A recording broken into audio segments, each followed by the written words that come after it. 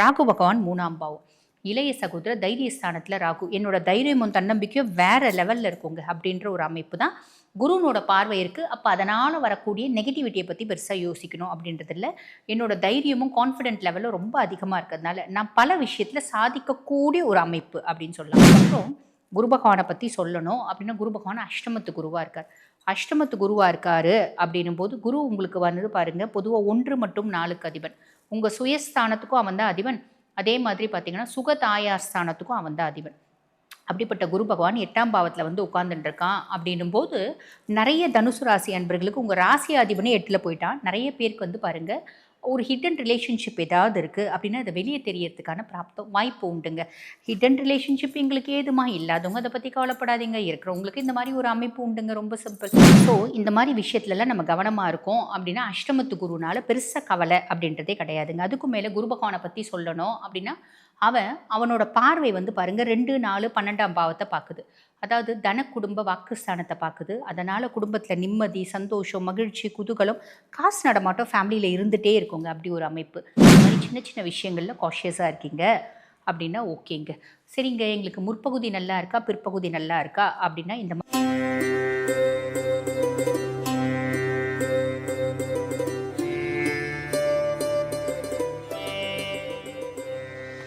வணக்கம், நான் டாக்டர் தீபா அர்லாலன். இன்றைக்கி நம்ம என்ன டாபிக் பற்றி டிஸ்கஸ் பண்ண போகிறோம் அப்படின்னா புத்தாண்டு ராசி பலன்.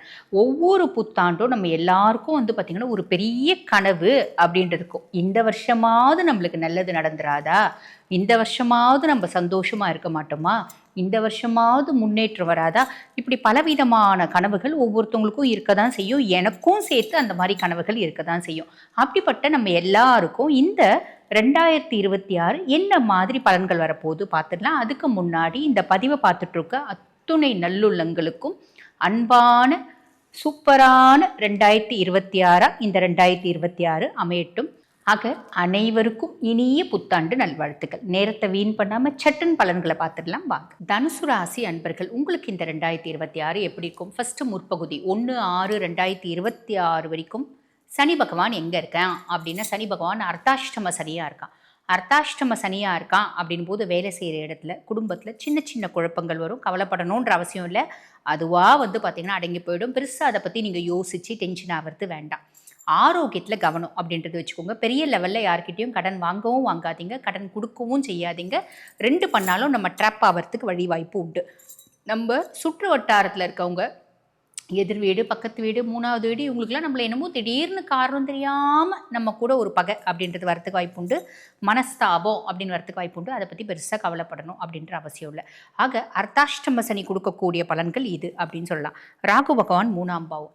இளைய சகோதர தைரியஸ்தானத்தில் ராகு. என்னோட தைரியமும் தன்னம்பிக்கையும் வேற லெவலில் இருக்குங்க அப்படின்ற ஒரு அமைப்பு தான் குருனோட பார்வை இருக்குது. அப்போ அதனால் வரக்கூடிய நெகட்டிவிட்டியை பற்றி பெருசாக யோசிக்கணும் அப்படின்றது இல்லை. என்னோட தைரியமும் கான்ஃபிடென்ட் லெவலும் ரொம்ப அதிகமாக இருக்கிறதுனால நான் பல விஷயத்தில் சாதிக்கக்கூடிய ஒரு அமைப்பு அப்படின்னு சொல்லலாம். கேது 9ஆம் பாவம். பாக்கியஸ்தானத்தில் கேது. ஏதோ ஒரு விதத்தில் குட் லக், ஃபார்ச்சூன், அதிர்ஷ்டம் அப்படின்றத கேது கொடுப்பான். கேது என்ன மாதிரி ஒரு அதிர்ஷ்டத்தை கொடுப்பா? வெளிநாட்டில் வேலை, கடல் தாண்டி இன்டர்நேஷ்னல் கரன்சிஸை கையாளுறது, அதே மாதிரி பார்த்திங்கன்னா வெளிநாட்டில் வர்த்தகம் செய்யக்கூடிய அமைப்பு, அப்பாக்கும் உங்களுக்குமான உறவு முறையில் ஒரு பெரிய கேப் அப்படின்னு சொல்லலாம். ஹையர் எஜுகேஷன் ஃபாரின் போகணும் அப்படின்னு பிளான் பண்ணுறீங்க அப்படின்னா தாராளமாக போகலாம். அதுக்கான எல்லா அமைப்பும் இருக்குது அப்படின்னு சொல்லலாம். அதுக்கப்புறம் குரு பகவானை பற்றி சொல்லணும் அப்படின்னா உங்கள் ராசி அதிபன் கலத்திர குருவாக இருக்கார். கலத்திர குரு, நீங்கள் தனுசு ராசி அன்பர்களாக இருக்கீங்க அப்படின்னா, அதாவது தனுசு ராசி பெண்களாக இருக்கீங்க, பெண் அன்பர்களாக இருக்கீங்க அப்படின்னா உங்கள் கணவரோட ஒரு நல்ல உறவு முறை, அதே மாதிரி ஆண் அன்பர்களாக இருக்கீங்க அப்படின்னா உங்கள் மனைவியோட ஒரு நல்ல உறவு முறை, நீங்கள் பார்ட்னர்ஷிப் கன்சர்ன் வச்சு நடத்துறீங்க அப்படின்னா உங்களோட பார்ட்னரோட ஒரு நல்ல உறவு முறை அப்படின்றத வந்து பார்த்திங்கன்னா குரு பகவான் ஏற்படுத்தி கொடுத்துருவாரு அப்படின்னு சொல்லலாம்.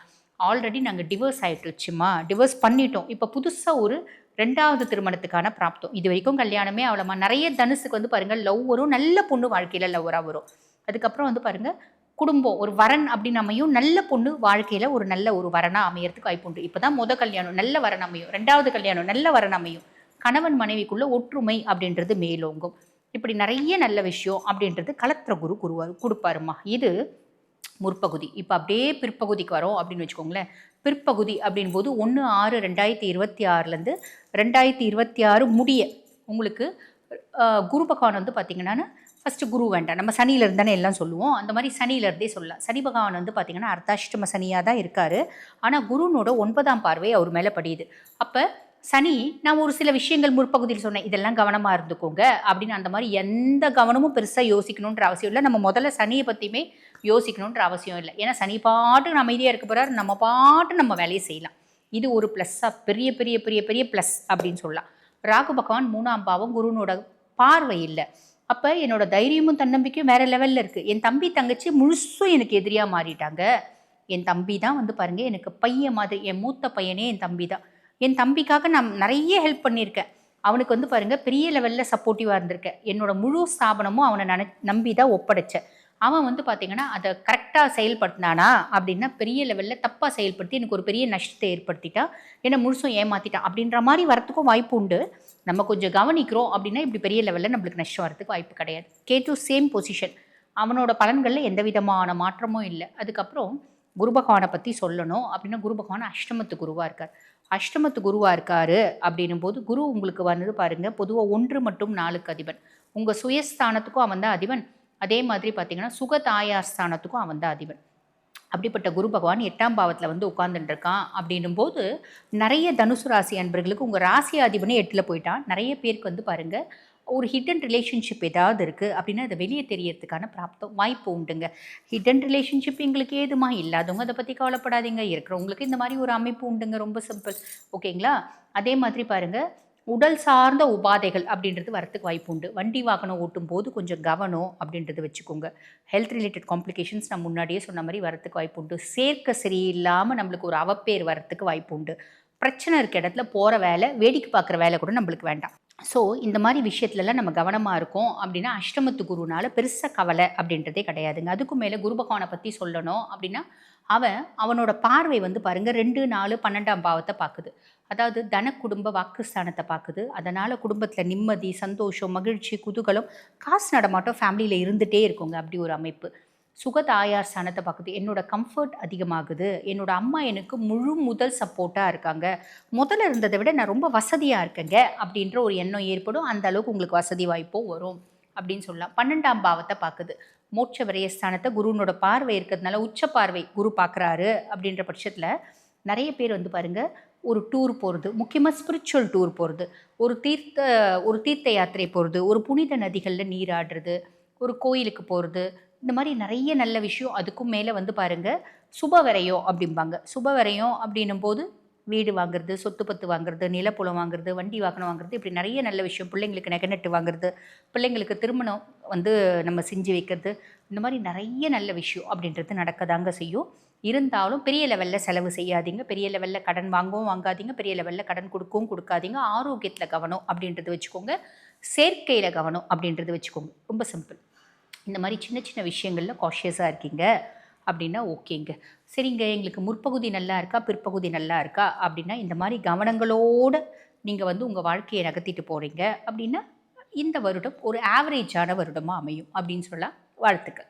இப்போ நான் சொல்லியிருக்க பலன்கள் வந்து பார்த்திங்கன்னா உங்கள் ராசிக்கான ஒரு பொதுவான பலன்கள். இந்த பதிவை பார்த்துட்ருக்கோங்க, அம்மா எங்களோட சுய ஜாதகத்தை நாங்கள் வந்து அனலைஸ் பண்ணிக்கணும், இந்த 2026ஆம் ஆண்டு எங்களுக்கு எவ்வளோ நல்லது நடக்கும், இல்லை பல முக்கியமான விஷயங்கள் இருக்குது, பல முக்கியமான பிரச்சனைகள் இருக்குது, அந்த பிரச்சனைகள் தீருமா தீராதா, இந்த மாதிரி பல கேள்விகளுக்கு வந்து பார்த்திங்கன்னா உங்கள் சுய ஜாதகம் ஒரு இண்டெக்ஸாக இருக்கும். உங்கள் சுய ஜாதகத்தை அனலைஸ் பண்ணிக்கணும் அப்படின்னா, நான் பேசிகிட்டு இருக்கும்போது என்னோடய வாட்ஸ்அப் நம்பர் கொடுத்துருப்பாங்க, அந்த வாட்ஸ்அப் நம்பருக்கு கால் பண்ணி அப்பாயின்மெண்ட் ஃபிக்ஸ் பண்ணி என்கிட்ட பேசிக்கலாம். தேங்க்யூ.